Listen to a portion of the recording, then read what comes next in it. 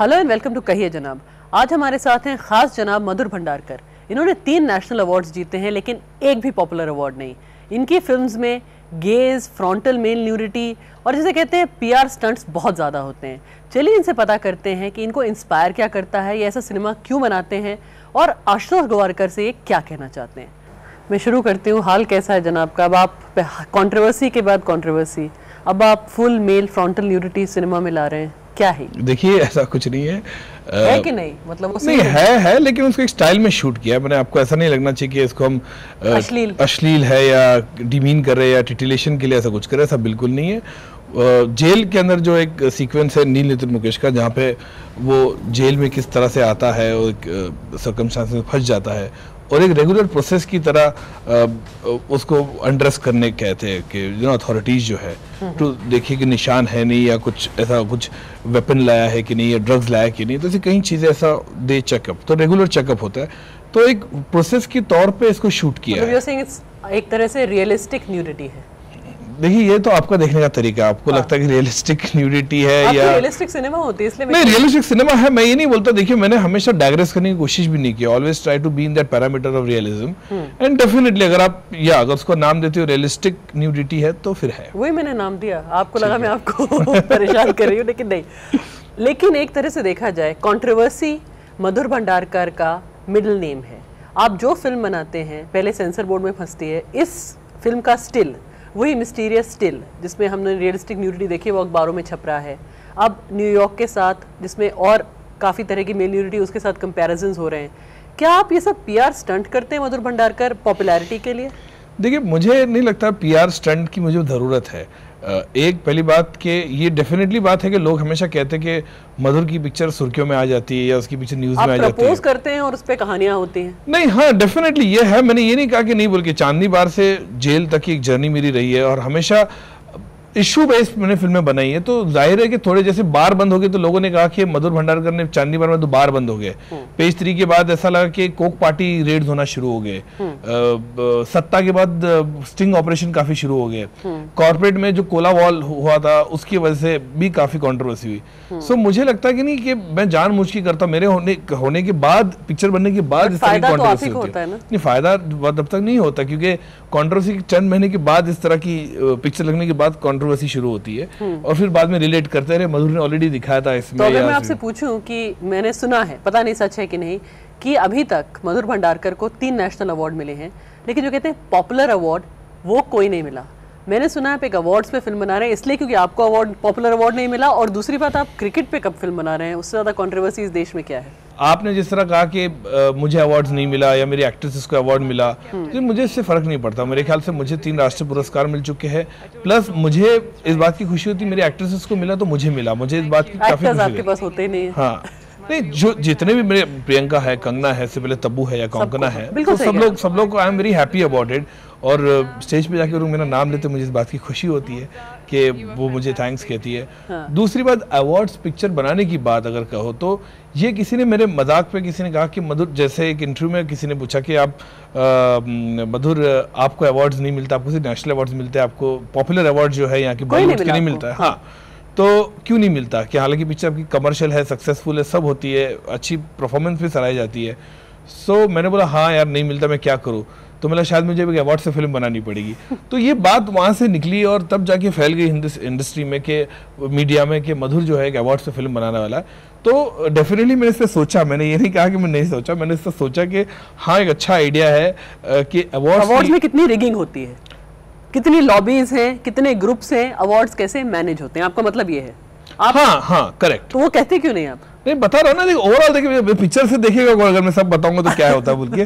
तो अगर मधुर जो बनाता है, एक्सप्लोर करता है एरिया को, तो डेफिनेटली उसमें कई चीजें होती है। जूरी मेंबर्स होते हैं, लोग होते हैं।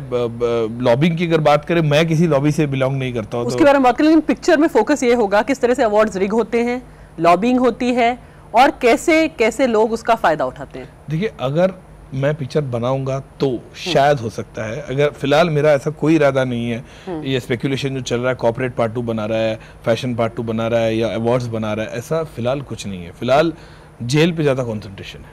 अच्छा, एक तरह से आजकल एक नया ट्रेंड शुरू हो गया है कि डायरेक्टर्स एक्टर्स बन रहे हैं, क्या फरहान अख्तर के पद चिन्हों में चलने वाले हैं, अपनी फिल्म के खुद ही स्टार बनेंगे? क्योंकि मेल एक्टर्स आपके साथ काम नहीं करते, स्टार्स मेल स्टार्स में नाम, एक मिनट में नाम लेती हूँ। आपने एक फिल्म बनाई जो मतलब जो फ्लॉप थी आपकी, one of your rare flops, जिसमें शत्रुघ्न सिन्हा, अक्षय कुमार, काफी फेमस लीड एक्टर्स थे, सुनील शेट्टी, परेश रावल, और उसके बाद कोई एक्टर ने, जैसे कहते हैं सब बड़े स्टार्स ने, खान, सलमान खान, आमिर खान, शाहरुख खान, वो आपके साथ काम करने को ही नहीं तैयार। नहीं, ये किसने कहा आपको? मैं पूछ रही हूँ। नहीं, मैं आपको, करेक्ट है, आपने पूछा, अच्छा सवाल पूछा। पहली बात तो मैंने कभी इनको अप्रोच नहीं किया, मैं आपको बता दूं। दूसरी बात ये है कि मैंने हमेशा कहा कि मेरा जो स्क्रिप्ट है, स्क्रिप्ट डिसाइड करेगा मुझे कौन सा एक्टर चाहिए, वो चाहे बड़ा एक्टर हो, छोटा एक्टर हो या नया एक्टर हो।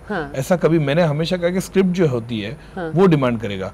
मैंने नील नितिन मुकेश को लिया जेल में, चाहे तो मैं कोई एक बड़े स्टार को ले सकता, लेकिन आइडेंटिफिकेशन जो स्टार्स आपके साथ काम करने को तैयार है, ये मुझे नहीं लगता। मुझे कहीं ऐसे स्टार्स हैं जो मेरे से बात करते हैं, उन्होंने कहते हैं कि Madhur, if you have a good subject तो प्लीज लेट अस नो, बोल के कहीं है, मैं नाम नहीं लूंगा, लेकिन है, मैं ये नहीं बता रहा हूँ, काफी लोग हैं जो wants to do a film. मैंने हमेशा, देखिए, मैंने हमेशा मेरे पैरामीटर्स का सिनेमा बनाया। मैंने कभी भी ऐसा नहीं कि वो भेड़चाल में गया हो कि मैं स्टार के साथ फिल्म बनाऊंगा या उस तरह की फिल्म बनाऊंगा, ऐसा बिल्कुल। अगर मुझे कल को लगेगा कि कोई भी स्टार हो, कि बड़ा से बड़ा स्टार हो, ये सब्जेक्ट है, तो मैं उसको डेफिनेटली। आप शाहरुख खान को फिल्म में लेना चाहेंगे? डेफिनेटली, क्यों नहीं, अच्छा है, मुझे बहुत पसंद है शाहरुख खान, आमिर खान मुझे पसंद है, ऋतिक रोशन मुझे पसंद है, अभिषेक बच्चन मुझे पसंद है, अमिताभ बच्चन, 100% बोलने की बात ही नहीं। तो लेकिन इतनी फिल्में बनाई, इतने अवार्ड्स मिले, आज तक किसी पुरुष ने आपको इंस्पायर नहीं किया? आपका सारा इंस्पिरेशन नारी क्यों है? नहीं, ऐसा नहीं है। देखिए, अगर देखोगे तो हर पिक्चर में पुरुष का भी रोल बहुत ही अहम रहा है। नहीं, ऐसा नहीं है। चांदनी बार में अतुल का रोल अच्छा था, सत्ता में उनका रोल अच्छा था, उनके अलावा आपको कोई, और के मेनन का रोल कॉर्पोरेट में अच्छा था। देखिए, मुझे लगता है कि कहीं ऐसे जो सब्जेक्ट्स है हमारे देश में, मुझे लगता है कि ये सोसाइटी की हम बात करें कि वो महिला प्रधान अगर है तो ज्यादा बेटर है, और उसकी पॉइंट ऑफ व्यू से दिखाया जाए तो मुझे बहुत खुशी होती है आपकी फिल्में देख के। हाँ, तो कम से कम आप खुशी रही है कि कम से कम मेरी जो पिक्चर है, फीमेल ओरिएंटेड सिनेमा, जो पिक्चर चलती है बॉक्स ऑफिस पे। हाँ, बड़ा रेयर है, बड़ा रेयर है, कोई बनाता नहीं है, चलना दूर की बात है। चलिए, अभी समय एक छोटे से ब्रेक का। ब्रेक के बाद अभी आते हैं और पता करते हैं कि आशुतोष गोवारिकर के साथ मधुर भंडारकर नाराज क्यों हैं, और ऐश्वर्या वर्सेस प्रियंका की असली कहानी क्या है। This getting very interesting, please don't go away. Producers का यही था कि भैया हमें इसमें सब मसाला चाहिए, चाहे इसमें हेलीकॉप्टर चाहिए, लड़की बिकनी में चाहिए, कुत्ता चाहिए, ऐसी हर चीजें चाहिए। लड़की, कुत्ता, हेलीकॉप्टर, बिकनी।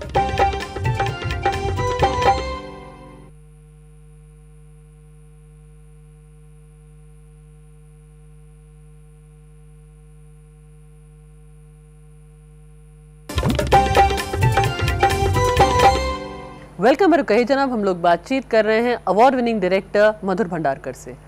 आशुतोष गोवारिकर, उन्होंने भी अवार्ड जीते हैं, आपने भी जीते हैं, आप दोनों बहुत अच्छे दोस्त थे, आपकी पत्नी दोनों की तक मित्र थी।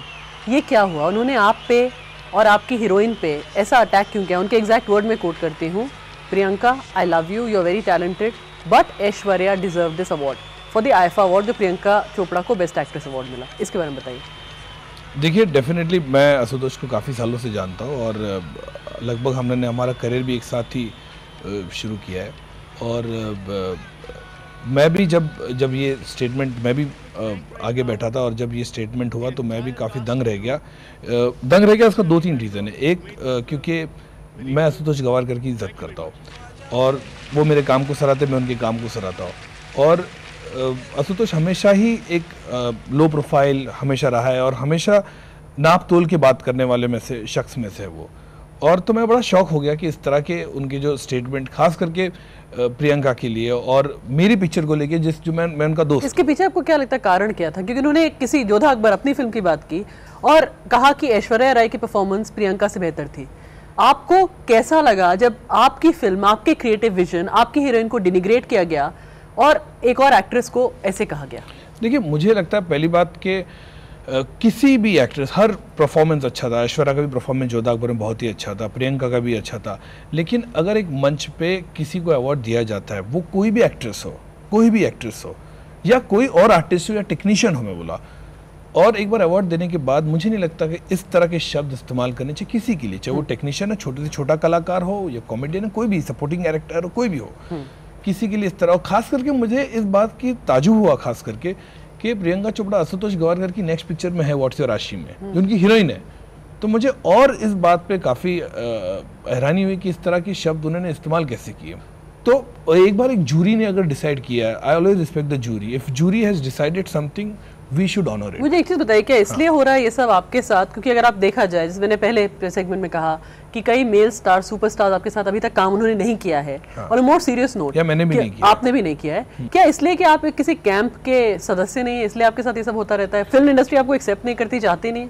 देखिए, मैं इस बारे में कई लोगों ने मुझे पूछा है कि लॉबी है या क्या। मैं हमेशा कहता I belong to the orphan camp, तो मेरा कोई अनाथ है, कंप्लीटली अनाथ हो। तो मैं कभी भी, देखिए, मैंने स्ट्रगल करके ऊपर आया ना, मैं कोई कभी हीरो का सपोर्ट मिला। मैं अपने दर्शकों को याद दिला दूं कि आप एक वीडियो लाइब्रेरी में कैसेट बेचते थे, वहां से 3 नेशनल अवार्ड, जिसे कहते हैं जस्ट अगर कहा जाए तो एक love for cinema, love for Hindi cinema. Completely मैं ज्यादा उस तरह से कहते हैं ना कि ज्यादा पार्टीज में जाओ, उनके साथ मिंगल करो, ज्यादा नहीं होता, एक डिस्टेंस पे है। मैं ये नहीं कहता, it's a very good line, film industry बहुत अच्छी जगह है, लेकिन हाँ, ये लाइन जो है वेरी सुपरफिशियल है और वेरी टेम्पररी है। सक्सेस भी जो होता है टेम्पररी होता है, वो हमेशा रहता नहीं किसी के पास भी, शायद मेरे पास भी नहीं रहेगा। तो वेरी प्रैक्टिकल आई एम, नहीं लगे बैठ के एनालिसिस करूँ या मेरे बारे में ये आदमी क्या सोच रहा है, वो आदमी क्या सोच रहा है, मैं अभी ये कैंप में घुसूँ या नहीं, मुझे नहीं। मैं बहुत खुश हूँ। मेरे ख्याल से मैंने एक जर्नी जो शुरू की थी फ्लॉप फिल्म से, कभी आपने सोचा था, इस सेगमेंट का आखिरी सवाल, कि जब आप वो वीडियो कैसेट्स डिलीवर करते थे, वो टेक्नोलॉजी भी नहीं है, कि आज आप इस जगह, इस मुकाम पे होंगे? नहीं, कभी नहीं सोचा था। मैं तो सच ऑनेस्टली बोलता हूँ, मैंने कभी नहीं सोचा, बिकॉज मैं एक मिडिल क्लास फैमिली का लड़का, घर घर में जाके वीडियो कैसेट देता था। 5-6 साल मैंने काम किया साइकिल पे जा जाके, और पहली पिक्चर जो मेरी फ्लॉप से शुरू हुई, शुरुआत जो है त्रिशक्ति जैसी पिक्चर, पॉड बॉयलर सिनेमा जिसको हम कहेंगे, बहुत बड़ी डिजास्टर। सब कुछ चेप के कॉपी मैंने हमेशा कहा कि त्रिशक्ति लैंडमार्क सिनेमा है। तो लोगों ने पूछा लैंडमार्क सिनेमा कैसी है? मतलब शायद अगर त्रिशक्ति सुपरहिट हो जाती है तो मैं उस तरह का सिनेमा बनाता, शायद मैं इस तरह का सिनेमा नहीं बनाता, बिकॉज आप स्टिक हो जाते कि अब ये कमर्शियल सिनेमा ये चल, आपने सब कुछ मिला लिया था, जो आपने कहीं से कॉपी किया, कहीं से देखा, कहीं से क्या है कि आपने उसका पूरा बनाया। नहीं, देखिए, उसमें क्या हो गया था, जो पहला ब्रेक मिला, जैसे बेगर्स कांट बी चूजर्स, जब ब्रेक मिला पहला, तो प्रोड्यूसर्स का यही था कि भैया हमें इसमें सब मसाला चाहिए, चाहे इसमें हेलीकॉप्टर चाहिए, लड़की बिकनी में चाहिए, कुत्ता चाहिए, ऐसी हर चीजें चाहिए, लड़की, कुत्ता, हेलीकॉप्टर, बिकनी, कवाली, अल्ताफ राजा की कवाली। तो हर वो एलिमेंट था जिसके अंदर कमर्शियल सिनेमा का। 3 साल लगे उसको बनने में। इन टर्म्स ऑफ फंड्स नहीं थे, ये नहीं थे, एक्टर्स थे मेरे जो Sharad Kapoor, Milind, Arshad, box office status उनके खलास हो गए थे। तो इट वाज लाइक कहीं चीजें ऐसी जो उसके अगेंस्ट की, तो 12 बजे लगी, 3 बजे उतर गई थी। चलिए, अभी सब एक छोटे से ब्रेक के बाद अभी आते हैं और मधुर भंडारकर से पता करेंगे इनको गेज से क्या परेशानी है, और ये हर फिल्म में बार बार गे बैशिंग क्यों करते हैं। Please don't go. हम कह रहे कि आर्टिकल 377 का अबॉलिश हो गया है, लीगलाइज हो गया, गे की बात करें तो अच्छी बात है। मैंने हमेशा कहा है कि गे बेसिकली सोसाइटी की काफी बहुत बड़ा हिस्सा है और उनको मान्यता मिलनी चाहिए।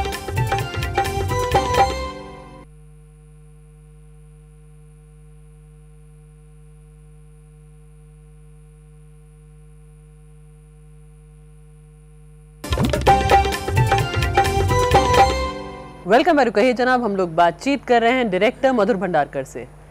आपने कहा कुत्ता, लड़की, बिकनी, हेलीकॉप्टर, उनसे अल्ताफ राजा, उनसे पिक्चर बेचने की कोशिश की, फ्लॉप हो गई। उसके बाद गेज, उसके बाद नहीं, उसके बाद चांदनी बार, उसके बाद चांदनी बार। लेकिन हर पिक्चर में इतनी ज्यादा गे बैशिंग क्यों?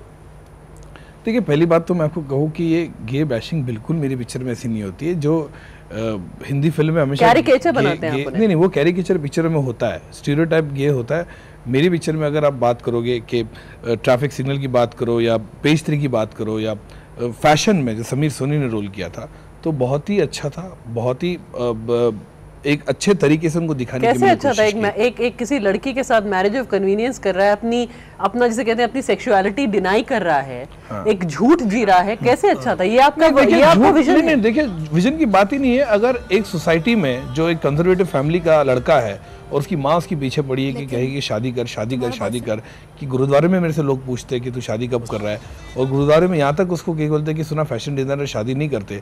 तो मेरे ख्याल से इस सोसाइटी के बहुत ही इंटीग्रल पार्ट ऑफ हिस्सा है ये, और इसको हमें डिनाई नहीं करना चाहिए।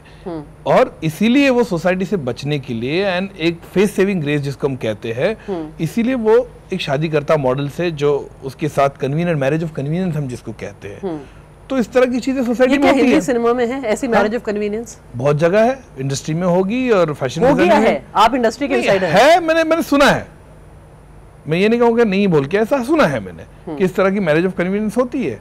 तो सोसाइटी में रहने के लिए अभी हम 2 हफ्ते से या 1 हफ्ते से अब हम कह रहे कि आर्टिकल 377 का अबॉलिश हो गया है, लीगलाइज हो गया, गे की बात करें तो अच्छी बात है। मुझे नहीं लगता इसमें कोई प्रॉब्लम आनी चाहिए या दिक्कत आनी चाहिए। मैंने हमेशा कहा है कि गे बेसिकली सोसाइटी की काफ़ी बहुत बड़ा हिस्सा है और उनको मान्यता मिलनी चाहिए। आपके कई कोई दोस्त हैं आपके होमोसेक्सुअल्स?